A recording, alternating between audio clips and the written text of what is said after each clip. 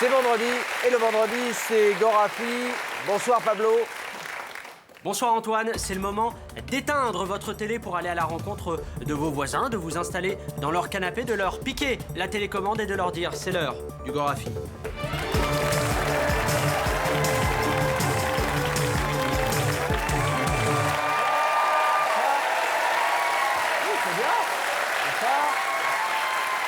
C'est très bien. Bonsoir Pablo. Allez, on y va. Nicolas Sarkozy fait encore parler de lui. Lors d'un meeting à La Rochelle, l'ancien président a dévoilé un immense tatouage tribal sur son épaule pour tenter de montrer que cette fois-ci, il a vraiment changé. Il faut dire que Nicolas Sarkozy avait choisi la carte de la proximité puisque c'est torse nu qu'il s'est présenté devant les militants.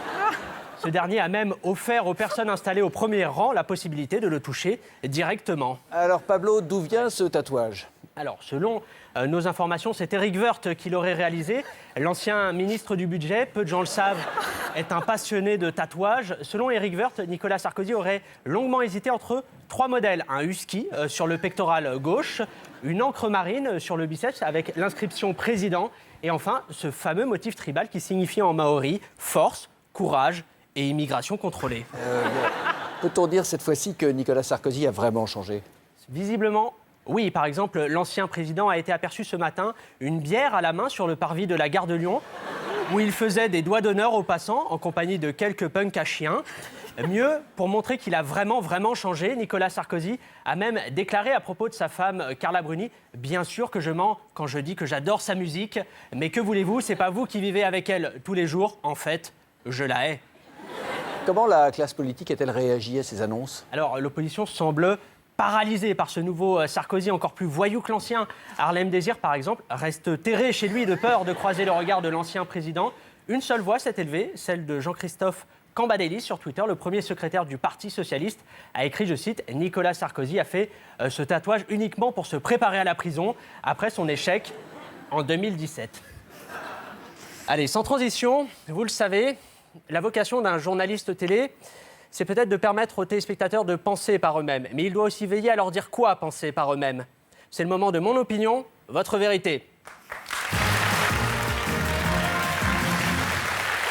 Pablo, on revient avec vous sur cet épisode qui s'est déroulé cette semaine. Nadine Morano a créé la polémique en signalant à la police une femme en niqab alors qu'elle se trouvait gare de l'Est. Ouais. Question simple, Nadine Morano, a-t-elle eu raison de faire ça ? Écoutez, Antoine, il est assez rare que je sois d'accord avec une femme, mais il faut reconnaître que Nadine Morano sait mettre ses bijoux de famille sur la table pour faire respecter la loi. C'est simple, en sa présence, aucune femme en niqab ne se baladera en toute impunité, aucun ado ne fraudera dans le métro et aucun parti politique ne surfacturera ses meetings. Mais plus qu'une question de respect de la loi, c'est une question de respect de l'ordre public. Si le voile intégral est interdit en France, ce n'est pas pour rien. Dites-moi comment la police peut sereinement user du délit de faciès pour persécuter une femme musulmane si on ne voit plus son visage. Il faut bien comprendre que Nadine Morano se bat aussi pour le respect de la condition féminine. Porter le voile intégral, c'est faire offense à toutes ces femmes qui se sont battues pour obtenir un salaire inférieur de 20% à ceux de leur équivalent masculin. Et il faut respecter ça.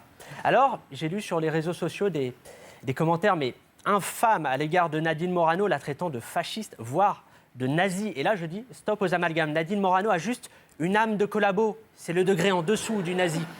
De plus, la société a besoin d'une femme comme elle, qui ne soit pas qu'une simple citoyenne, mais une véritable héroïne des temps modernes. Quand la police est dépassée, un héros comme Superman fait respecter la loi grâce à son courage, à sa compassion et son sens de l'honneur. Nadine Morano, elle, est encore plus forte car elle fait respecter la loi sans avoir aucune de ses qualités. Pour conclure, j'ai envie de dire aux Français qu'il ne faut pas non plus profiter de cette affaire pour stigmatiser les musulmans et rajouter de l'huile sur le feu. Ça ne sert à rien puisque Nadine Morano le fera toujours bien mieux que vous. Bonsoir. Merci Pablo. Merci Pablo. Tout de suite, c'est le zapping.